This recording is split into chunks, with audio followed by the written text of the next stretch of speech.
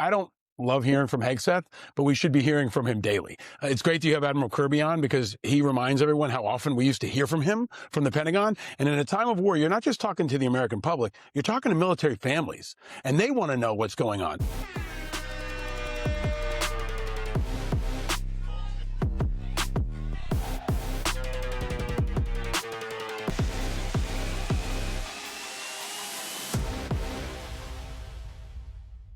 Welcome to Independent Americans, and welcome to Huntsville, Alabama, Rocket City, USA.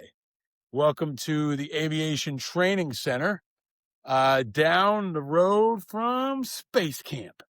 My boys are here this week, and it's an awesome opportunity for them to learn about leadership, about toughness, about teamwork, about service, about science, about innovation, about so much that's made this country great. It's called Space City because this is the place, Huntsville, Alabama, that sent so many people to space and the moon.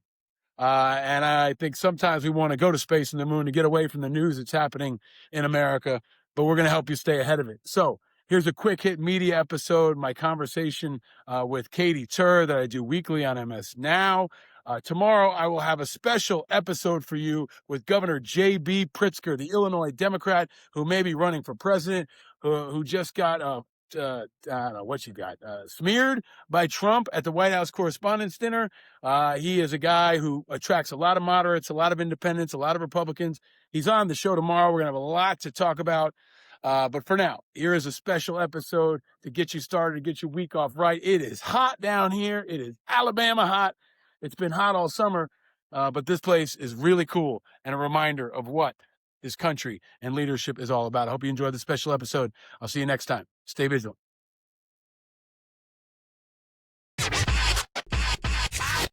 Years, and we want to get it over with, and we want to do it right, but we have to do what we came to do. Paul? He diminishes everything. And when he says we were in Vietnam, he was not in Vietnam, and he wasn't in Afghanistan, and he wasn't in Iraq.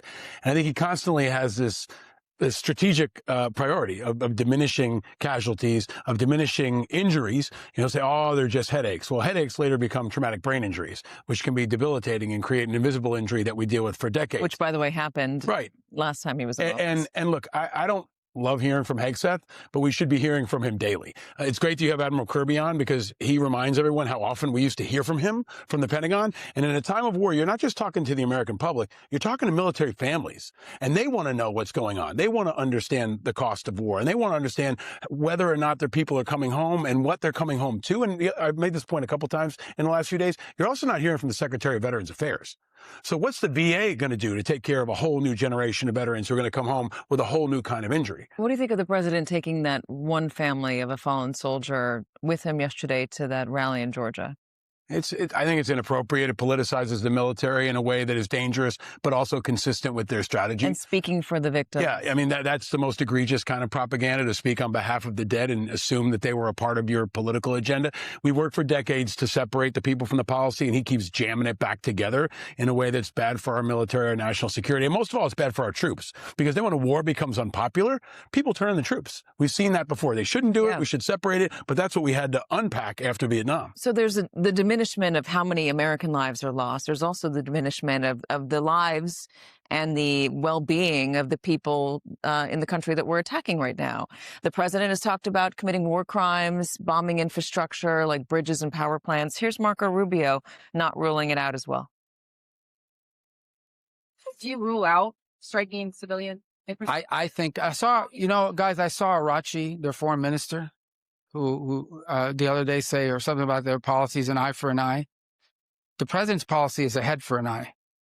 I mean, honestly, that's what it's going to be. I mean, they will pay a very heavy price for the things they're doing. They're already paying a very heavy price. Eamon.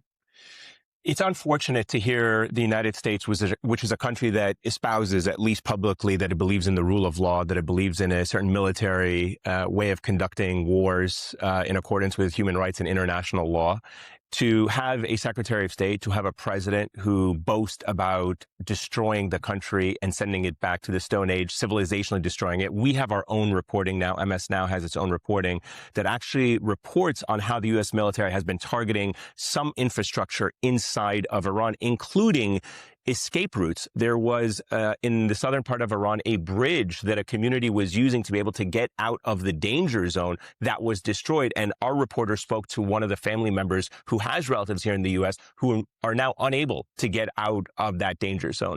So we are now not only endangering the lives of American service members who are paying this price, but we now know, as well as we saw with the school children, civilians in Iran are paying a heavy price, and our president and our Secretary of State are openly boasting about these wars. By the way, and they still have not been able to confirm from the podium that we did that to the school, even though all the evidence points in that direction.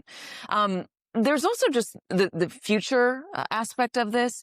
When we don't have regard for human life, when we look callous in places, we pay the consequences later on. I mean, you experienced this in Afghanistan. I mean, the terrorism that was born against the United States in the Middle East because of the way we treated them. How concerned are you about just the forward-looking consequences of what might come from the way that they're talking about Iran and the willingness to bomb civilian infrastructure and to commit what would be considered war crimes? Yeah, and look, I will let the military experts speak to that, but part of the reason why we adhere to international law is because it also protects us. It protects our troops. When our troops are, God forbid, captured in enemy territories, we don't want them to be tortured, and that's part of the reason we don't want to torture people that we capture when we are in wars. But at the same time, when you justify killing and targeting civilians and infrastructure and civilian power plants and bridges and roads and what have you, it then sends a signal that there are no rules to warfare. It then sends a signal to the Iranians that they can target a desalination plant in the Gulf, in which if they did hit a desalination plant in the UAE or Saudi Arabia or Qatar, millions of people who rely on that water would suddenly not have access to clean water. And they will look at the United States and say, we're doing to your allies and to your resources what you did to our own country. Independent Americans, if you watch or listen to the show, you know the 2026 primaries are taking shape. You also know you can trade on the biggest political races on Kalshi. With Kalshi, you can trade on major primaries, election outcomes, and the biggest political storylines as they happen. And it's primary season, going into the biggest midterms ever. So you can trade on, for example, the Maine Senate election. Graham Plattner is out now.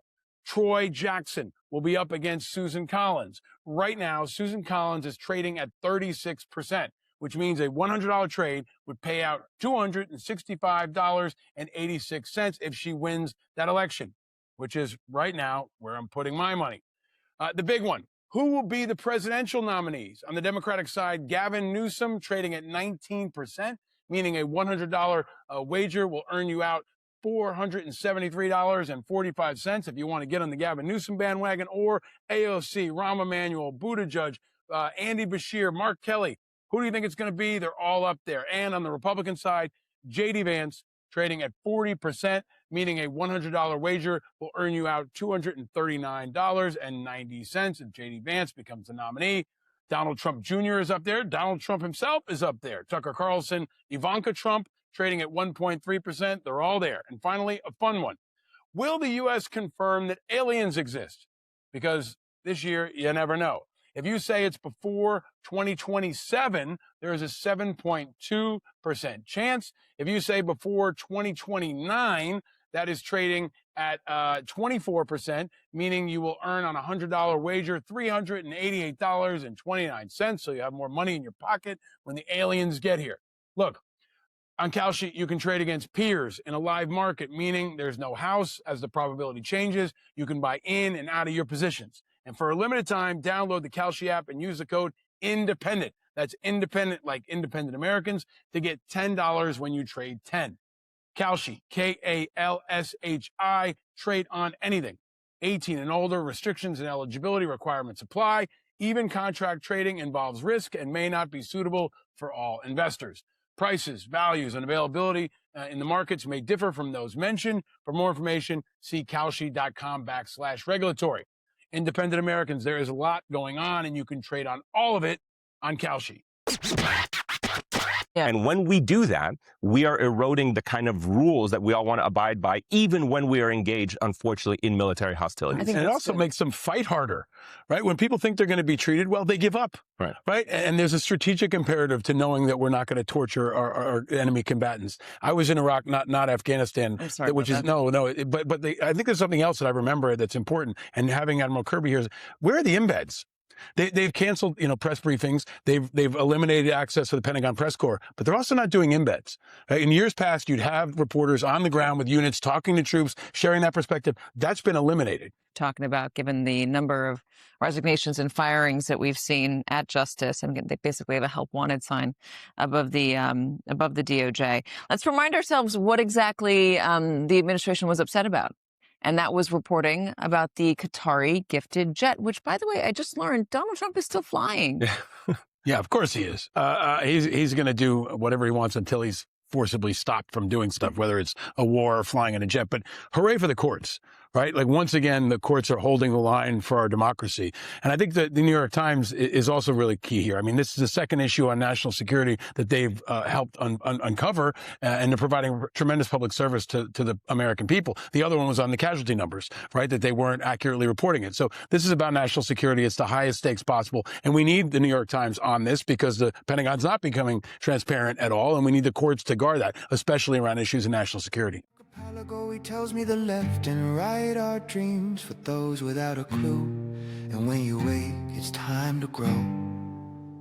And it's not cool to believe in school, but if I can say one thing, I've seen the children of the revolution and the good trouble they can bring. He says the red and blue are dead and independent is an attitude. An island in the sea of rhetoric and archipelago. He tells me the left and right are dreams for those without a clue. And when you wait, it's time to grow. Powered by Righteous Media.